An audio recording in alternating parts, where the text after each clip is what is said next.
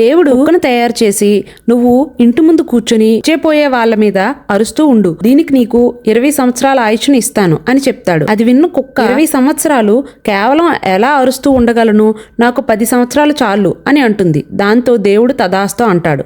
తరువాత దేవుడు ఆవును తయారు చేసి మనుషులకు వ్యవసాయంలో సాయం చెయ్యు, అలాగే వాళ్ళకి పాలు ఇవ్వు, నీకు 60 సంవత్సరాలు ఇస్తాను అని అంటాడు. అప్పుడు ఆవు, స్వామి 60 ఏళ్ళు నేను ఎలా గొడ్డు చాకరీ చేయగలను, నాకు 20 ఏళ్ళు చాలు అని అడుగుతుంది. దాంతో దేవుడు తదాస్తు అంటాడు. చివరగా మనిషిని సృష్టించి నువ్వు భూమి మీదకు వెళ్ళి నీకు నచ్చినట్లు ఆనందంగా జీవించు, దీనికి నీకు 20 సంవత్సరాల ఆయుష్ని ఇస్తాను అని చెప్పగా, స్వామి 20 సంవత్సరాలేనా, చాలా అన్యాయం, ఆవు వద్దనుకున్న 60 సంవత్సరాలు, కుక్క వద్దనుకున్న 20 సంవత్సరాలు కూడా నాకే ఇచ్చేయండి అని అడుగుతాడు.